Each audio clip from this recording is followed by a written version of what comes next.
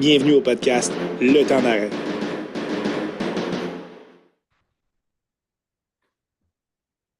Le podcast d'aujourd'hui est fièrement commandité par l'équipe Jordan Lanoux et associé chez IG Gestion de Patrimoine. C'est une équipe de planificateurs financiers super terre-à-terre, dynamiques et passionnés. Disponibles et transparents, leur mission est de vous aider à réellement comprendre le monde dans lequel on vit et qu'on n'a pas pris le temps de nous expliquer. Simplement vous aider à atteindre vos objectifs et vulgariser le jargon des finances pour avoir la tranquillité d'esprit. Que vous ayez des questions sur la fiscalité, l'optimisation de vos revenus, les placements, les assurances pour votre famille ou votre entreprise, les études de vos enfants, l'achat d'une première ou seconde propriété, s'assureront de vous guider vers les priorités d'une période à l'autre. Nous sommes ravis de collaborer avec cette équipe qui partage notre vision d'un avenir financier sécurisé et prospère et qui nous permet de partager notre passion pour le sport. N'hésitez pas à les contacter pour prendre un temps d'arrêt et discuter de votre futur financier. Bonjour à tous, bienvenue à l'épisode 91 du Temps d'arrêt. Très heureux de recevoir Pablo Herrera Vergara pour parler du parcours des Alouettes qui commence en éliminatoire. Pablo, ça va bien? Ça va très bien, merci et toi? Ça va super bien. Très, très excité de faire cet épisode-là avec toi. Très excité aussi d'avoir finalement arrivé à un match qui est très important pour les Alouettes. Ça fait quand même un bail que les Alouettes n'ont pas joué un match significatif. Mais ça s'en vient samedi 15h en finale de l'Est contre les Argonauts de Toronto, une reprise de l'année passée. Sauf que la situation est inversée. Les Alouettes reçoivent. Donc, il reste seulement qu'une poignée de billets si jamais il y a des gens qui veulent s'en procurer. Dépêchez-vous parce que l'ambiance va être survoltée et ça va être plein samedi. Avant de parler vraiment des éliminatoires et tout, un petit mot sur ton. On sait que tu es journaliste, on dit toujours no cheering on the press box, mais à quel point tu es excité du début de la présence des Alouettes en éliminatoire? Là?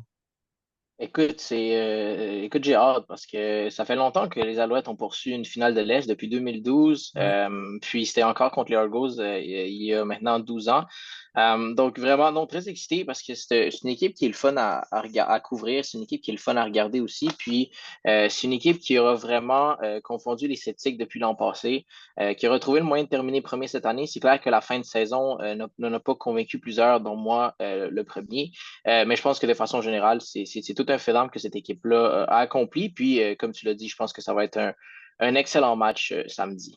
On va te lever notre chapeau pour ton travail accompli cette saison. Tu as couvert les matchs, beaucoup d'entraînement aussi des Alouettes. On a eu la chance de t'avoir, c'est la troisième fois qu'on est au podcast cette année, pardon.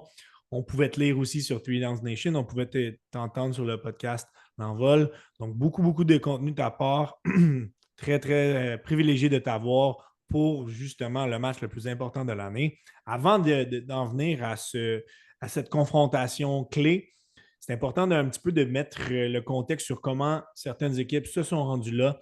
La semaine passée, les Alouettes avaient une semaine de congé. Tu l'as dit, on a terminé premier de la section Est. On méritait donc une semaine fort appréciée de congé supplémentaire. On dit de congé, il y a eu beaucoup, beaucoup d'entraînements, beaucoup de vidéos. Ce n'est pas comme une semaine de congé durant la saison où les joueurs peuvent prendre quelques jours pour relaxer, des petites vacances. Là, c'était vraiment le travail était de mise. Reste que la semaine passée, les Argos ont aisément vaincu les Red Blacks 58-38. Chad Kelly, le carrière des Argonauts, a une très bonne journée, 358 verges par la passe, 4 touchés. Le carrière des Red Blacks aussi une bonne journée, Drew Brown, 476 verges, plus d'erreurs par contre, 3 touchés, 2 interceptions. On a complètement délaissé le jeu au sol du côté des Red Blacks. La défensive n'a pas été capable de les arrêter, lorsque les Argonauts, lorsque c'était le temps. Comment tu as vu cette rencontre qui, du moins sur papier, a été complètement dominée par Toronto? Reste que ça s'est soldé par quelques moments clés. Là. Non, exactement, je pense que tu l'as bien dit. C'est sur papier, on pourrait croire que ça a été une volée. Mais Ouais. il faut dire que le Rouge et Noir a vraiment poussé les Argos dans les caves, spécialement en début de match. Le Rouge et Noir a pris les devants Puis le problème du Rouge et Noir, ça a tout simplement été son incapacité à marquer des touchés dans la zone payante. On est rentré dans la zone payante 5 fois des Argos, ce qui est un fait assez rare dans la Ligue canadienne. On a seulement converti 2 touchés, donc c'est ça vraiment qui a fait de la différence dans ce match-là. Parce que oui, les Argos ont été explosifs en attaque. Oui, les Argos ont profité des largesses défensives du Rouge et Noir.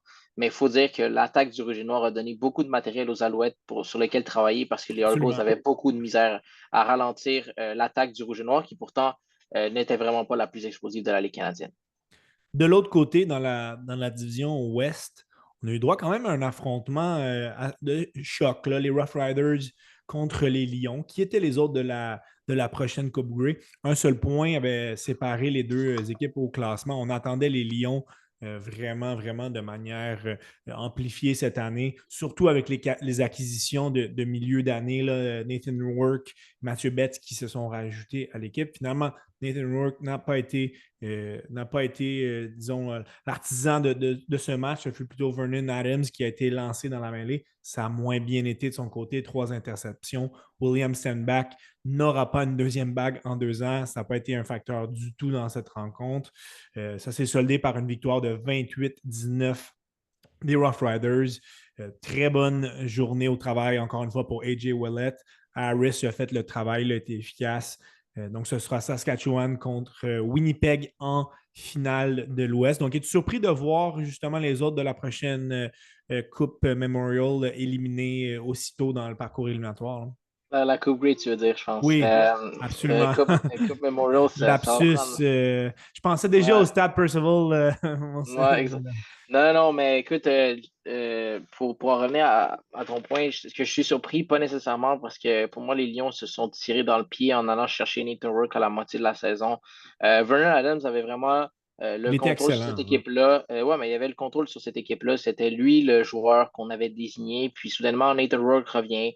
Pendant que Vernon Adams est blessé, donc Nathan Rourke obtient des départs. Là, Vernon Adams est en santé. C'est qui carrière partant, qui va devenir réserviste. Beaucoup de questions, puis on a donné toutes les chances du monde à Nathan Rourke qui n'a jamais réussi à prendre son envol. Vernon Adams a été patient, a attendu son tour, puis finalement, le dernier match de la saison, on dit Viens, si tu nous gagnes ça contre les Alouettes, tu vas être notre carrière pour les séries. C'est ça qui est arrivé, mais le problème, c'est que on n'a pas donné assez pour moi d'élan à Vernon Adams pour jouer ce match-là, parce qu'il faut dire qu'après le match contre les Alouettes, les Lions ont bénéficié d'une semaine de congé.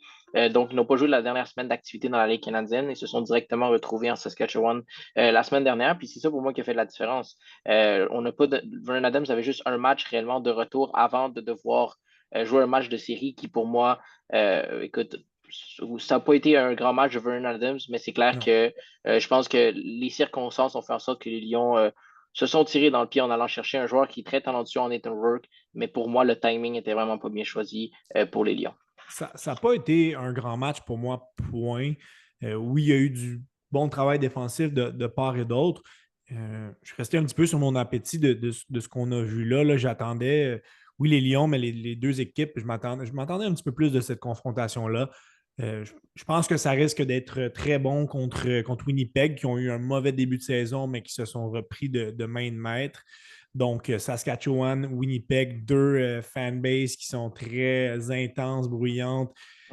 Ils risquent d'être présents en masse à la Coupe Grey à Vancouver.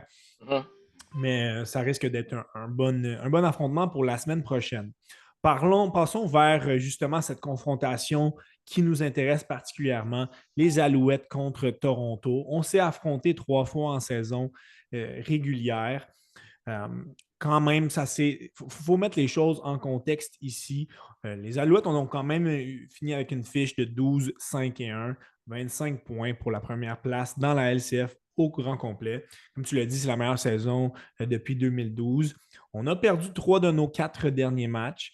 On va se dire que le dernier match aurait dû être gagné par les Alouettes contre les Blue Bombers, mais ça, c'est autre chose.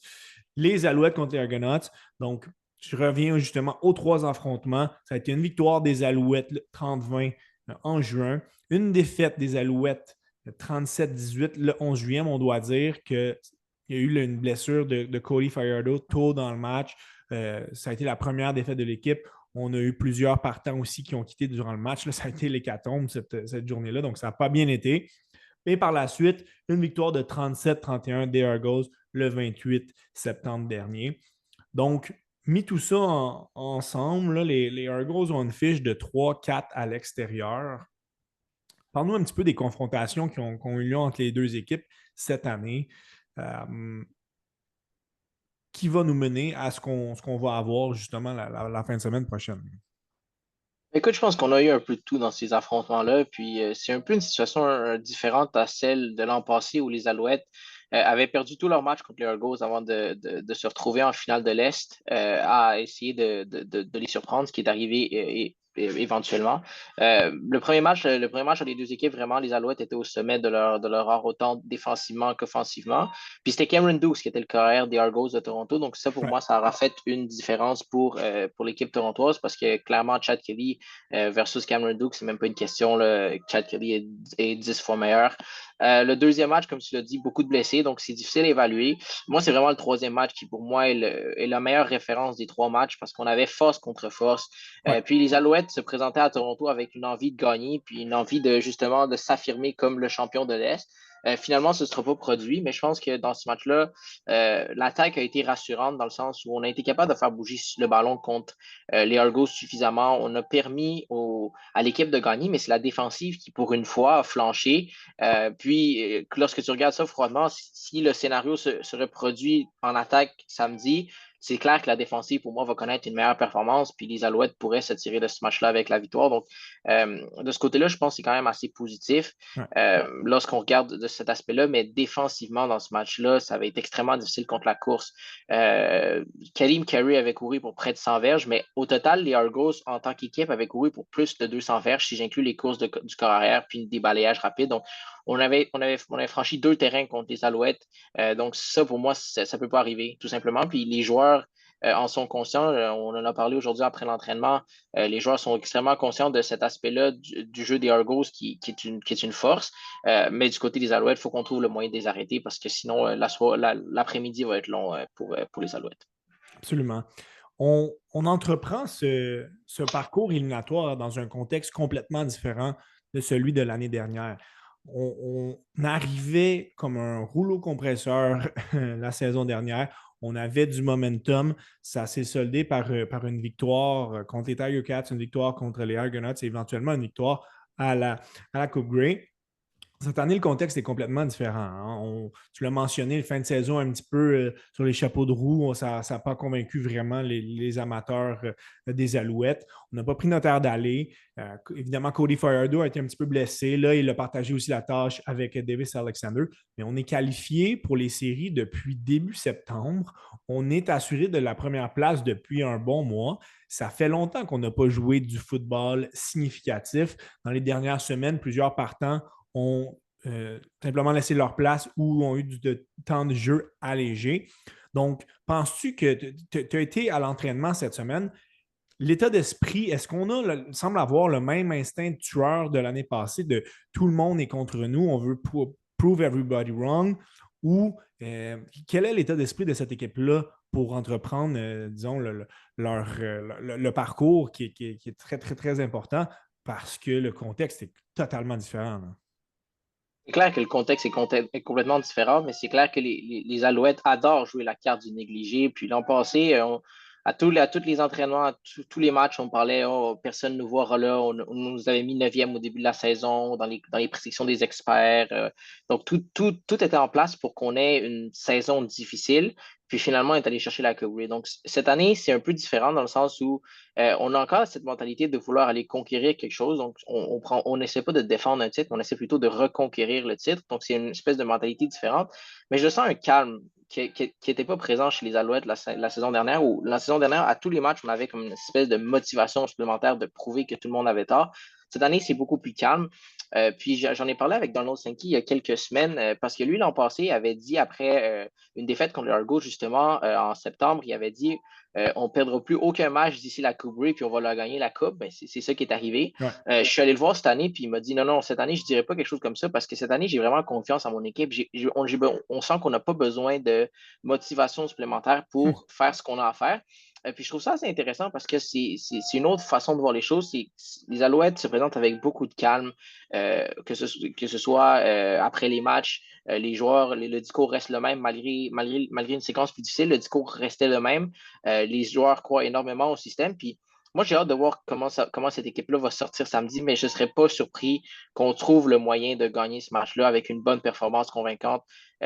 Pour moi, les Alouettes n'ont pas nécessairement tourné la switch à off, si on veut. C'est juste que c'est l'humain un peu qui revient dans le sens où lorsque tu joues des matchs qui ne comptent pas autant pour toi que pour l'adversaire, c'est plus humain justement de commencer à un peu relâcher puis à faire des erreurs qu'on ne faisait pas. J'ai vraiment l'impression que depuis le match contre Winnipeg, on a vraiment resserré la vis du côté de Jason Moss, puis on a retrouvé cette fin, puis les Argos, eux aussi, vont être gonflés à bloc samedi, ça c'est sûr. Alors, ce qu'on vous propose aujourd'hui, c'est les confrontations qu'on va voir samedi sur le terrain. Donc, l'attaque des Alouettes contre la défensive des Argonauts. La grosse attaque des Argonauts contre la réputée défensive des Alouettes. Les unités spéciales aussi. Les entraîneurs qui seront en confrontation. Donc, le concret qu'on va avoir sur le terrain samedi. Commençons par l'attaque des Alouettes, contre la défensive des Argonauts. Cody Fajardo, saison satisfaisante, 16 touchés, 7 interceptions. Quand même, il a le meilleur pourcentage de passes complétées parmi les carrières réguliers là, avec 73,6. Pour miser sur quand même une belle brochette de receveurs, il lui manque uniquement Tyson Philpott, le receveur canadien qui avait eu un très bon parcours éliminatoire. Il avait grandement aidé son équipe a remporté la Coupe Grey l'année passée. Début de saison vraiment explosif. Finalement, se blesse pour la saison, malheureusement. Austin Mack, il sera. On l'a récupéré dans les dernières semaines des griffes de la NFL. Il sera reposé. Oui, on a eu une petite blessure. Il a quand même eu le temps de s'en remettre. Charleston Rambo qui entreprend ce match avec un rôle un petit peu diminué. Est-ce que lui et Cole Speaker sont les deux receveurs les plus prolifiques de l'équipe avec un petit peu plus de 800 verges captées. On a Tyler Snead, on a Kian Julian Grant. Donc, l'attaque par la passe, l'attaque aérienne des Alouettes est quand même bien nantie pour faire du dommage. Là. Ah non, c'est clair. Puis moi, j'ai ciblé deux des receveurs que tu as mentionnés pour moi qui vont être clés samedi. Je vais commencer par Austin Mack qui a eu un parcours un peu frustrant pour lui dans le sens où il revient de la NFL, dispute son premier match énormément ciblé, peu de réceptions. Vraiment, on sentait qu'il avait perdu un peu son rythme. Puis par la suite, se blesse à l'entraînement. Il s'est blessé devant moi. Je l'ai vu tomber. Puis il rate plusieurs rencontres, revient pour un match. On le laisse de côté pour le suivant parce qu'on veut le garder pour le dernier match de la saison. Puis il attrape seulement 3 ballons il y a 2 semaines contre les Bombers. Donc, j'attends une éclosion d'Austin Mack, puis je m'attends à une grosse performance de sa part samedi parce que j'ai l'impression que les équipes l'ont un peu oublié. Puis je lui en ai parlé, puis il m'a dit non, inquiète-toi pas, je suis doublé pareil, mais j'ai vraiment l'impression que les équipes ont oublié à quel point ce gars-là peut être dominant. Puis si les Argos font l'erreur de laisser ce joueur-là à un contre un peu trop souvent, je te garantis qu'ils vont trouver l'après-midi très long parce que Austin Mack attend juste ça de prendre son rythme, prendre son envol. Puis le deuxième receveur pour moi qui va être clé, c'est Kian Julian Grant. L'an passé, n'a pas été capable de terminer la saison. C'est un gars qui est extrêmement explosif. Puis je te ramène à l'an dernier lors d'un match que les Alouettes avaient joué contre les Argos à Montréal où le match, ils l'avaient perdu de très, très peu. Les Alouettes adorent faire des passes dans les flancs contre les Argos parce que la ligne défensive des Argos est excellente. Donc, on veut essayer de limiter le nombre d'accès à Cody Fajardo. Donc, on essaie d'aller beaucoup de passes rapides dans le flanc. Puis lui, l'an passé à Montréal, il avait été excellent dans ce match-là. Les Alouettes l'avaient finalement perdu, ce match-là. Mais ce que je retiens de ce match-là, c'est à quel point Julian Grant avait été dominant avec les verges après l'attraper. Donc, attrape le ballon à peu près à la ligne d'engagement, va chercher 7-8 verges. Il est excellent pour faire ça. Puis j'ai l'impression que les Alouettes vont énormément s'en servir. Donc, pour moi, ces deux joueurs-là doivent connaître un bon match pour donner une chance aux Alouettes de gagner ce match-là. Les Argos jouent une défensive avec une ligne défensive qu'on l'a dit qui est excellente, mais une défensive qui joue de la zone, mais très molle. Donc, on recule énormément, on donne beaucoup de terrain aux équipes adverses. Donc, dans les 10 premières verges, les Alouettes sont capables d'aller chercher des passes. Le problème, c'est que les Argos sont extrêmement rapides pour aller plaquer de 1. Et de 2, la ligne défensive se rend très rapidement au carrière. Donc, en général, le carrière a très peu de temps pour briser la défensive, pour découper la zone un peu comme si on veut. Chose que Drew Brown a été capable de faire la semaine dernière. Puis les Alouettes, c'est sûr qu'ils ont pris des notes de ça parce que la ligne à l'attaque d'Ottawa était excellente. Puis la défensive de zone des Argos qui est très molle, ben, on a vu tous les trous qui étaient disponibles aux receveurs du Rouge et Noir. Donc, pour moi, c'est ça qui a fait la différence. Les Alouettes vont devoir trouver le moyen de trouver ces zones-là. Mais pour moi, la confrontation la plus importante va être ligne défensive des Argos contre la ligne offensive des Alouettes. Puis, heureusement pour les Alouettes, ben, la ligne offensive a connu son meilleur match de la saison contre Winnipeg. Puis, j'ai hâte de voir la progression de cette ligne-là parce on va vraiment avoir besoin d'une grosse performance de la ligne. On fait vraiment du meilleur travail dans les dernières semaines. Là, si on compare avec le début de saison l'année prochaine, on est complètement dans deux mondes différents. Dans nos 6 derniers matchs, mis à part la rencontre contre Ottawa le 21 septembre où on a laissé 4 sacs, on a laissé 2 sacs ou moins à chacune des rencontres. Nick Hallander a eu une excellente saison. Il a été nommé sur l'équipe étoile de l'Est. On a une ligne qui est quand même assez constante. Les membres de la ligne, c'est constant avec lui, Lestage, Justin Lawrence, Gagnon, McGloster ou Donovan, là, dépendamment de qui est le plus en santé. Mais on a une ligne, si on veut, revampée par rapport à ce qu'on a déjà vu. Et c'est quand même positif pour faire face justement à cette grosse ligne défensive des Argos. Pour terminer sur l'attaque des Alouettes, Walter Fletcher qui est une menace par la passe, on va se le dire quand même. Là, 682 verges captées, c'est le 4e receveur qui a le plus de verges de l'équipe. Beaucoup moins au sol, mais il est moins. Il n'a pas la charge de travail d'autres porteurs de ballon. On ne court pas beaucoup du côté des Alouettes, là, pas plus que 12 courses dans un match cette année, c'est très peu. C'est un gars aussi qui va être important que si ce n'est pas nécessairement en prenant le ballon à la position de porteur, que c'est en donnant une option sur les flancs, un dépanneur supplémentaire pour Fajardo. Donc, il est rapide, il est explosif. Sa présence va être importante aussi samedi.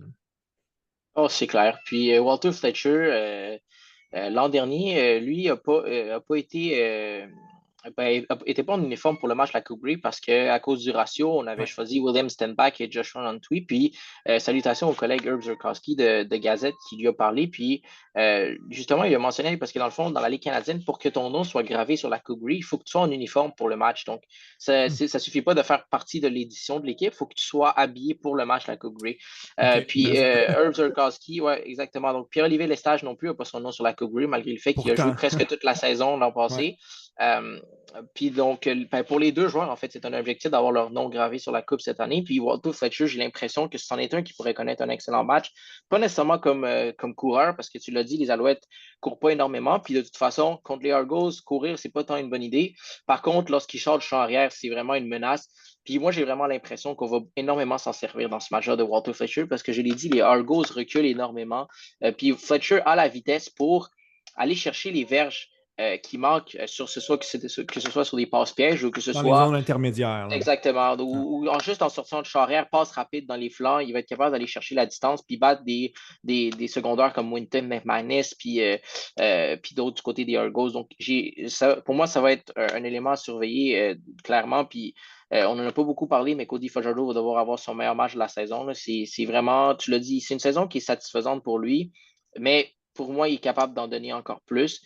Puis à un certain point, il y a beaucoup de gens qui voulaient avoir Davis Alexander dans la mêlée au poste de carrière. Le problème, c'est comme je l'ai dit, il y a deux choses. C'est que Fajardo, c'est le leader incontesté de cette équipe-là, premièrement. Puis ensuite, je pense que Davis Alexander a eu ses opportunités, mais ne les a pas saisies autant qu'il aurait voulu. Puis il aurait peut-être pu créer une controverse au poste de carrière, mais c'est Fajardo finalement qui évidemment qui sera l'élu à moins d'une blessure ou d'une terrible performance, chose que je ne crois pas qu'il va arriver samedi, mais exactement. Donc j'ai hâte de voir comment Fajardo va répondre. L'an passé contre l'Argos, ça avait été extrêmement difficile pour lui, énormément de sacs du corps.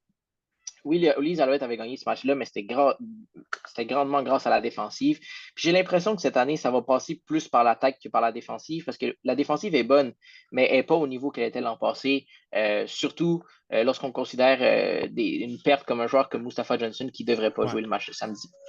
Pour terminer sur la défensive de Toronto, elle accorde beaucoup de verges, accorde beaucoup de points aussi. Dans leurs 6 derniers matchs, 5 fois, on a alloué 30 points et plus. Lorsqu'on met justement cette confrontation-là, si on alloue autant de points contre une défensive comme celle des Alouettes, si on prend une analyse rapide, on devrait se dire que ça devrait bien aller, mais il y a plusieurs éléments qui peuvent faire pencher la balance des deux côtés. Les Alouettes vont devoir faire attention, par contre, à Jake Seresna, qui est sur l'équipe d'étoiles de l'Est aussi, a mené la Ligue à égalité pour les sacs. Donc, c'est un joueur qui pourrait causer un après-midi difficile à Cody Fajardo. Il doit décocher rapidement. Il doit rapidement aller à son option B et C si sa première lecture ne fonctionne pas. Donc, ça va prendre. Et je trouve que tu as bien fait de le cibler. Si Fajardo a quelques secondes qui sont suffisantes pour lui pour instaurer un bon jeu par la passe, les Alouettes pourraient être en voiture. S'il est constamment pressé, s'il n'a pas le temps de s'installer parce qu'il est constamment pourchassé, ça pourrait être difficile comme après-midi. Passons de l'autre côté du ballon. Défensive des Alouettes contre attaque des Argos. Depuis le retour de Chad Kelly avec les Argonauts à la fin août, ils ont marqué au moins 30 points 8 fois en 10 matchs. Donc, c'est quand même très significatif comme retour. On avait de la difficulté avant son retour. Finalement, il est venu quand même changer cette attaque-là. Il n'est pas parfait, on va se le dire. Là, 10 touchés, 8 interceptions. Sa cible favorite est Mackay Polk, 1024 verges par la passe, équipe d'étoiles de l'Est. La semaine passée, il a été en feu, là, 158 verges et un touché. Parle-nous un petit peu du jeu par la passe des Argos. Écoute, un mot pour Chad Kelly, puis son attaque, c'est une attaque explosive. Vraiment, un jeu sont capables de faire changer l'allure d'un match. Puis le Rouge et Noir a payé les frais de cette attaque-là la semaine dernière. Puis je vais ajouter quelque chose par rapport à cette attaque-là qui, moi, j'avais des questionnements avant le match contre Ottawa, c'est à quel point on allait être capable d'absorber, si on veut, des coups de poing sur la margoulette, puis de répondre de la bonne façon. Puis les Argos, pendant un moment, j'ai cru que ça y était, puis on allait encore pencher vers un type de match qu'on a connu l'an passé en finale de l'Est contre les Alouettes, mais on s'est relevé. Puis Chad Kelly a été excellent. Il s'est fait geler par Lorenzo Molden en début de match la semaine dernière. Je me suis dit, ça y est, la chaîne va débarquer, mais non. Chad Kelly est revenu. Le jeu suivant passe dans les zones profondes à Mackay Polk pour une passe de toucher. Puis lui est arrivé un peu de nulle part. En début de saison assez lent, puis on disait, ce gars-là, il a un bon potentiel, mais il échappe trop de ballons, puis pas nécessairement capable de trouver les bonnes entre-zones. Écoute, depuis que Chad Kelly est là, c'est vraiment tout un joueur. C'est probablement le joueur à surveiller. Ouais, c'est une belle. Écoute, les Argos sont bien nantis sur le poste de receveur aussi. Devarius Daniels est excellent. Mackay Polk est bon. Tu as des joueurs après ça qui viennent en soutien, comme Jake Gerslow, qui est arrivé un peu nulle part aussi en fin de saison, qui a connu un très bon match la semaine dernière. Donc, peu importe qui va être là au poste de receveur, ça va être des excellents receveurs. Mais pour moi, Chad Kelly demeure encore un carrière téméraire.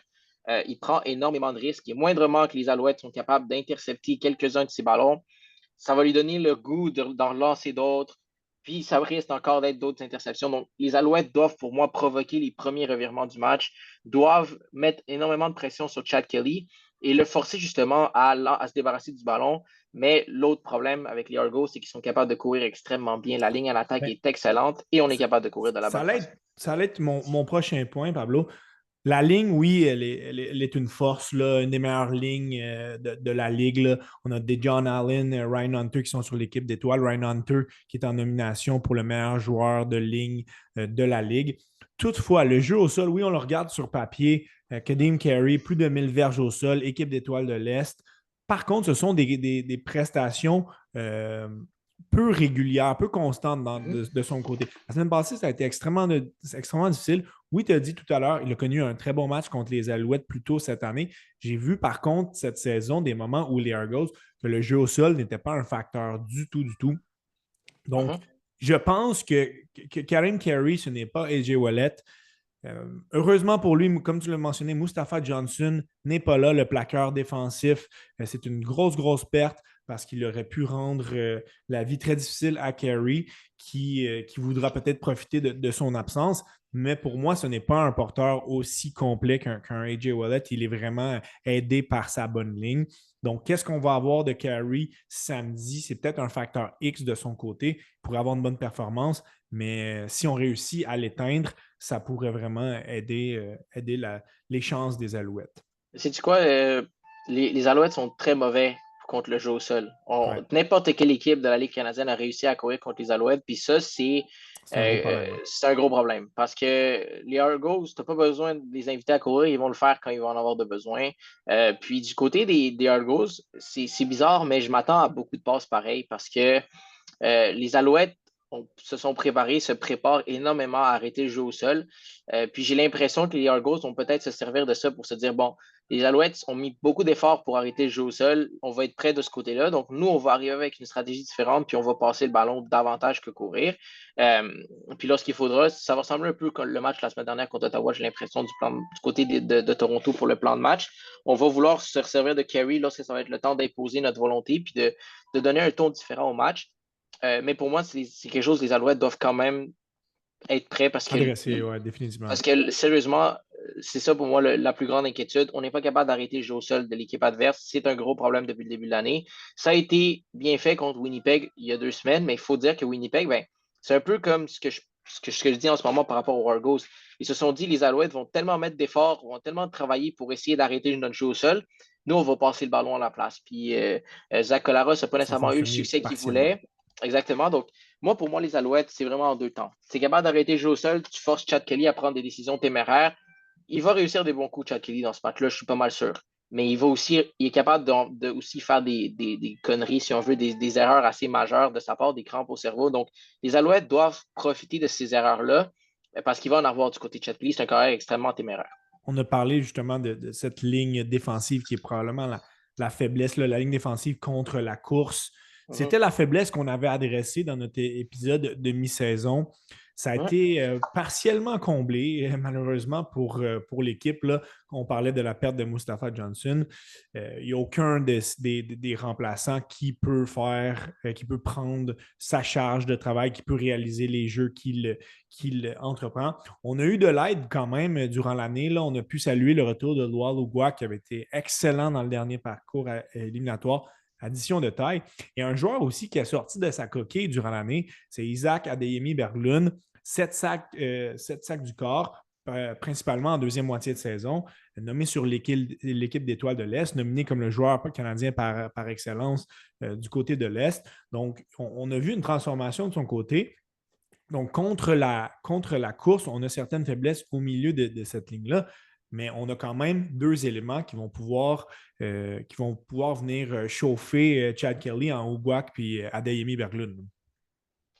Oui, exact. Puis Laurent Leguac, j'ai reçu beaucoup de messages de la part de plusieurs partisans qui se posent des questions par rapport à ses performances. Puis je pense que je vais profiter de cette plateforme pour pouvoir mettre un peu les pendules en l'heure, si on veut. Laurent Leguac est arrivé des Buccaneers de Tampa Bay, a subi une blessure assez importante à l'épaule droite à Tampa Bay. Puis dans son cas, la rémission a pris du temps. C'est pour ça que ça a pris du temps avant qu'il puisse signer avec les Alouettes, parce que lorsque tu signes avec une équipe de la Ligue canadienne, il faut que tu passes une espèce de test médical qui dit « je suis prêt à jouer ».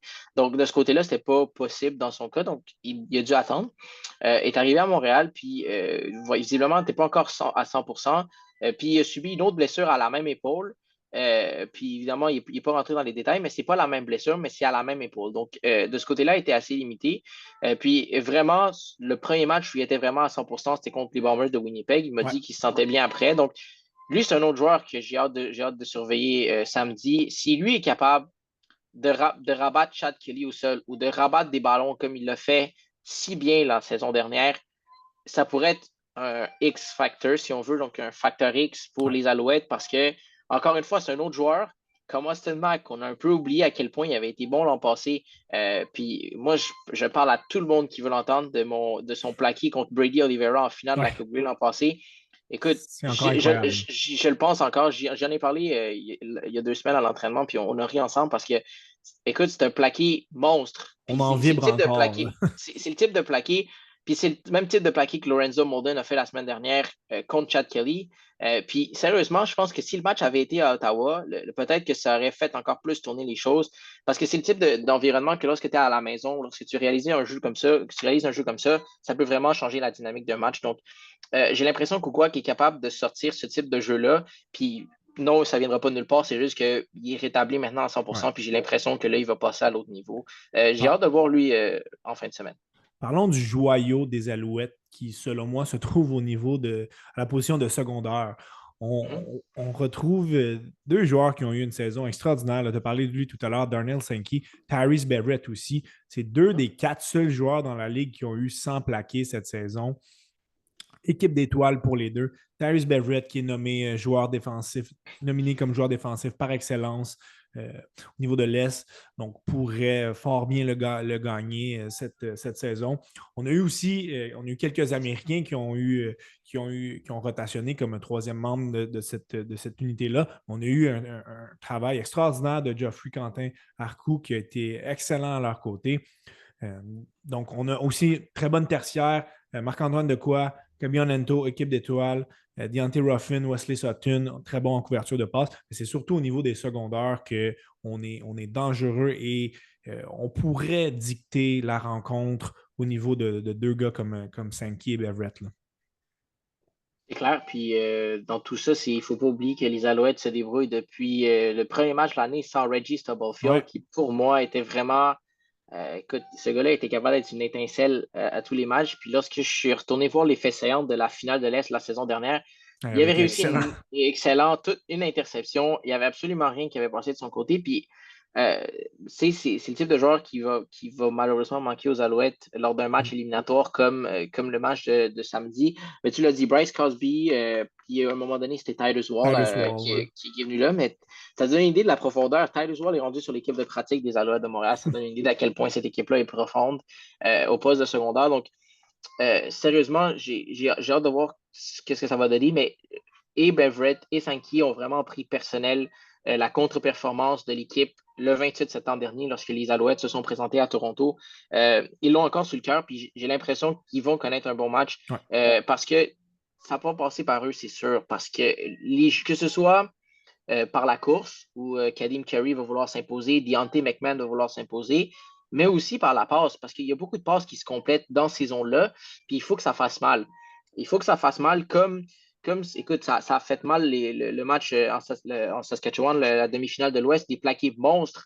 Ouais. C'est ça que ça va prendre pour déstabiliser les receveurs des Argos qui, pour moi, l'ont trop facile en ce moment. Depuis le début de la saison, on les touche quasiment pas. Puis c'est parce ils sont difficilement atteignables, c'est vrai, ils sont très bons, mais il faut qu'on trouve le moyen d'en pincer un ou deux pour justement qu'ils commencent à réfléchir un peu plus avant d'aller attraper des ballons contestés. Donc, ça va passer par ces deux joueurs-là pour moi qui vont devoir connaître un bon match, mais encore une fois, c'est 2 bonnes saisons pour ces deux joueurs-là, définitivement. Passons vers les unités spéciales. Si on regarde froidement, rapidement, on pourrait donner un net avantage aux Argos. Notre botteur Liam Ayuralo, qui, désolé pour la prononciation, le botteur de dégagement Haggerty, le retourneur Jennifer Grant sont tous sur l'équipe d'étoiles. Par contre, José Maltos, qui finalement a pris la charge de travail de David Côté, qui n'est pas revenu cette année suite à une blessure, a eu un meilleur taux de réussite avec 91,7 par rapport à 90,2 pour le botteur des Argos. Oui, l'échantillon est plus petit, mais reste que Maltos, contrairement à l'année passée ou par le passé, quand on l'avait vu remplacer Côté, il a de la confiance, il a un bon momentum. On a un James Letcher aussi qui, oui, est inconstant, mais peut provoquer des étincelles. Donc, oui, avantage aux Argos, mais on n'est pas si loin, selon moi, du côté des Alouettes. Là. Je ne sais pas ce que tu en penses. Écoute, non seulement on n'est pas très très loin, je ne serais pas surpris que l'unité des Alouettes en connaisse une meilleure que celle des Argos. Tu as parlé de Jennifer Grant, puis je pense que c'était avec toi que j'en avais parlé l'année passée avant la Coupe Grey, puis je te disais, ce gars-là, j'ai de la misère à comprendre encore comment il marque des touchés dans la Ligue canadienne parce que c'est vraiment pas le gars le plus explosif de la Ligue. Puis moindrement que tu es capable de le contenir, de le ralentir, puis de s'assurer qu'il n'y a pas de trou, ce gars-là, il ne les trouvera pas les bêches parce qu'il n'y a pas l'explosion pour aller exploser comme un James Letcher est capable de faire. Donc, les Alouettes ont fait un excellent travail contre lui à la Coupe Grey l'année dernière, puis j'ai l'impression que on va juste vraiment vouloir répéter ce scénario-là. Du côté des Argos, il va falloir qu'ils fassent attention à James Letcher, qui l'an passé contre les Argos, justement, en finale de l'Est, est allé chercher un toucher à un moment critique pour les Alouettes. Puis, lui, il connaît une excellente saison. Là, surtout la deuxième moitié de saison, il a vraiment pris son envol. Puis, c'est bizarre parce que j'en avais parlé dans un épisode de l'envol. J'avais dit, je veux que les Alouettes reposent ce gars-là contre Winnipeg parce qu'il est tellement petit, il peut se blesser. Puis, écoute, mes prières ont été exaucées, si on veut, parce que les Alouettes ont décidé de leur poser. Puis, c'est pas parce que il ne connaissait pas des bons moments, là. Ce gars-là, il est prêt pour les séries depuis longtemps. Puis il connaît une excellente deuxième moitié de saison. Les bloqueurs devant lui connaissent une excellente deuxième moitié de saison. C'est peut-être là que ça va jouer samedi. Puis tu as parlé du botteur, des botteurs, Joseph Zema, qui revient d'une expérience assez traumatisante lors du match contre les Bombers où son botté Ouais. s'est retrouvé à 21 verges. Mais sinon, je pense qu'il va être capable de faire un bon travail. Puis Josh Haggerty, lui, par contre, il est vraiment excellent. Son placement de botté est magnifique. Puis c'est ça qui, pour moi, pourrait faire une différence du côté des Argos. Mais si tu regardes les deux autres botteurs, je pense que oui, Lirim Marulaou fait du bon travail, mais Maltos est capable de répondre aussi. Puis tu l'as dit tantôt, il y a la confiance aussi, Ouais. chose qui ne s'achète pas au football. Donc, les deux vont arriver avec de la confiance. Donc, pour moi, ça va peut-être se jouer entre Letcher et Grant. Mais si les Alouettes sont capables de contenir Grant comme ils l'ont fait l'année passée, j'ai zéro inquiétude que James Letcher va pouvoir le supplanter dans ce match-là. Ce sera même pas proche, selon moi. Je vais rentrer l'élément domicile dans l'équation. Oui, on le sait, lorsque l'attaque des Argos vont être sur le terrain, ça risque d'être extrêmement bruyant. Par contre, on a au sein des unités spéciales un paquet de joueurs qui viennent d'ici, qui vont jouer devant parents et amis, qui, oui, on a joué l'année passée contre Hamilton à domicile. Ça n'a pas tout à fait été la même chose, là. C'était un peu un match bonbon. Les Alouettes sont en série. Victoire contre Hamilton, ça reste de se finir là. Le contexte est différent. Il y a un paquet de gars qui vont être extrêmement motivés, dont l'entraîneur, Aaron Archambault, qui va préparer ses troupes comme une main de maître. Selon moi, on risque d'être une vraie meute comme unité spéciale.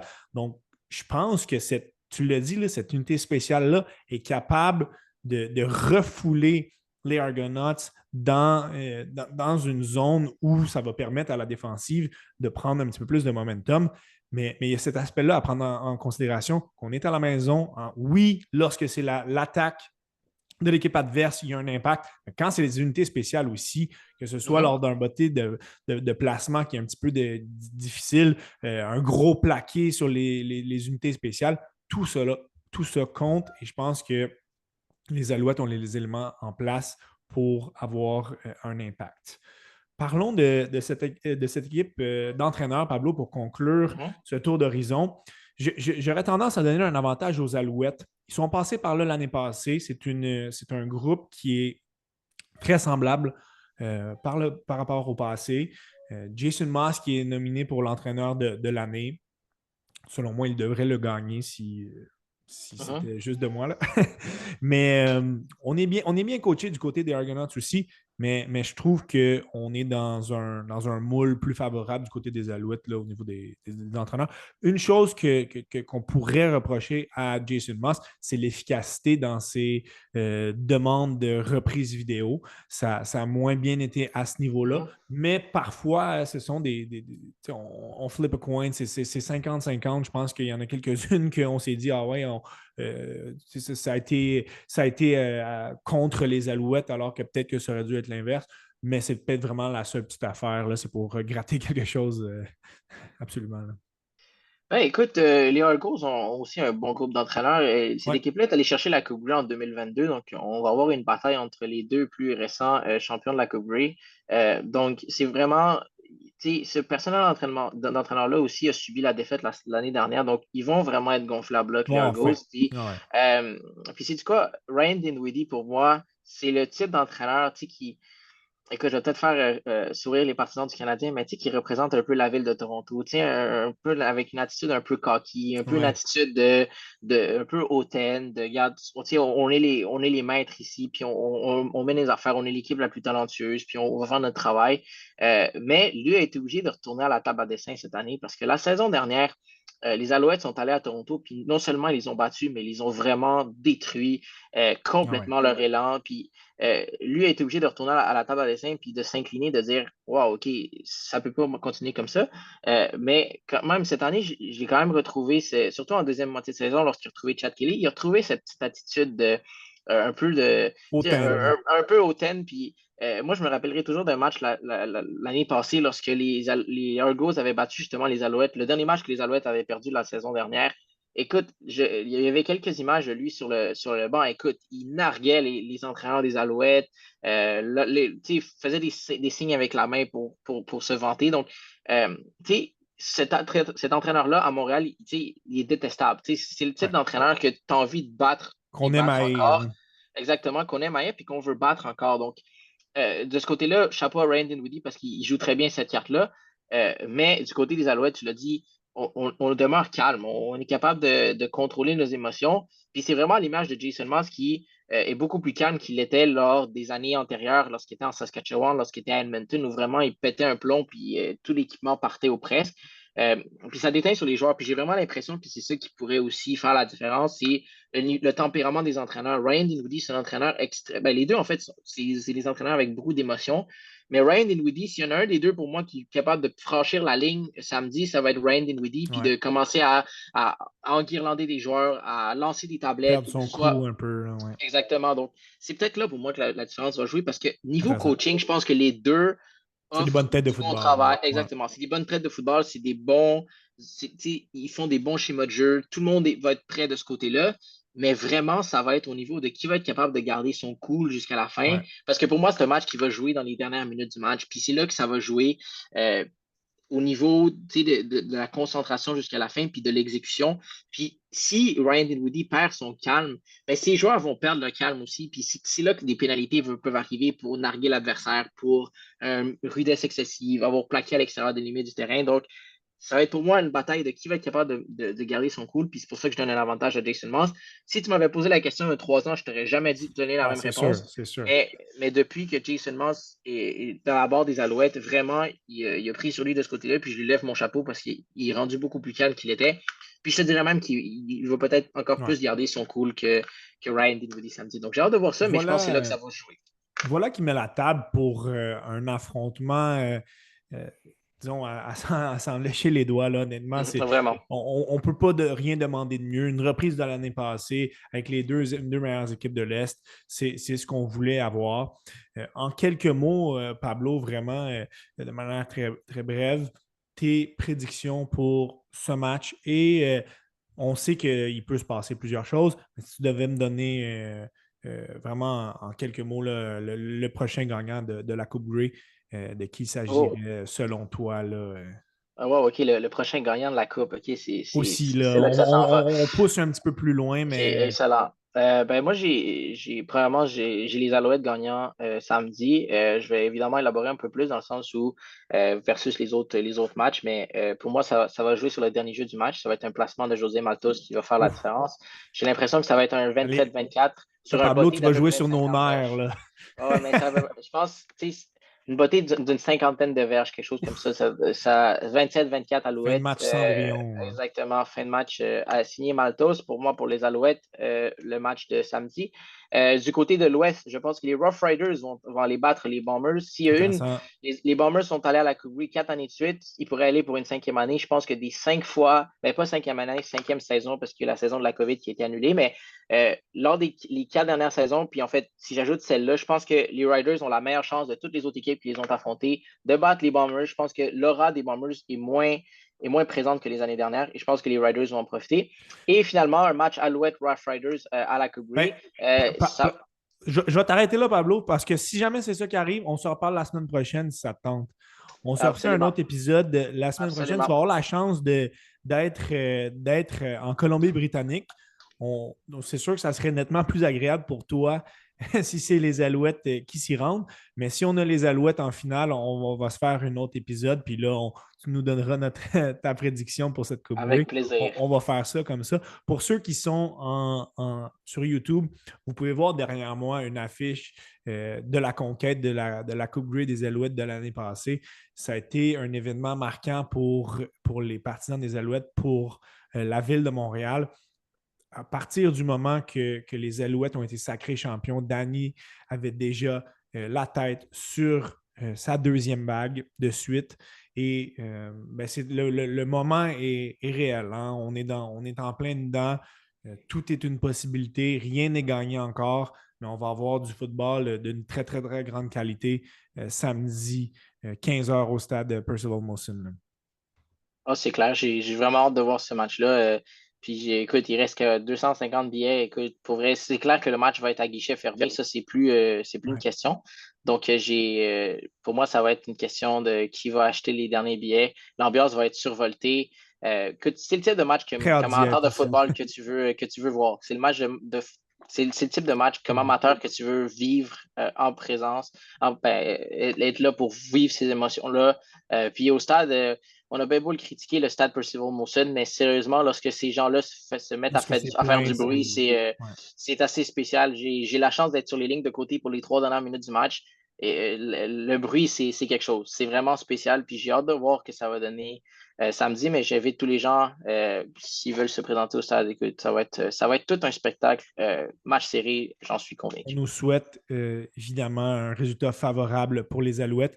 Merci beaucoup, Pablo, d'avoir été présent pour mettre la table pour ce grand affrontement. Ce fut vraiment très, très agréable de décortiquer chacun des éléments. Là. Le football, c'est tellement méthodique, c'est tellement tactique que lorsqu'on s'y lance, on est capable vraiment d'analyser les forces en présence. Donc, évidemment, ce ne sont que des projections qu'on a faites. Tout est une possibilité pour samedi et c'est la beauté aussi du football. Si jamais on ne se reparle pas, puisque les Alouettes, malheureusement, ne sortent pas vainqueurs de ce duel, ça aurait été un plaisir, encore une fois, de t'avoir au podcast cette année. Très, très belle collaboration avec toi. Je t'en remercie. C'est des épisodes très agréables à faire et je suis sûr que nos auditeurs apprécient grandement aussi. Donc, ça me fait plaisir, ça me fait plaisir. Puis bon match à tout le monde. Alors, merci à tous d'avoir été présents. Bonne finale de l'Est et on se dit à un prochain épisode du Temps d'arrêt.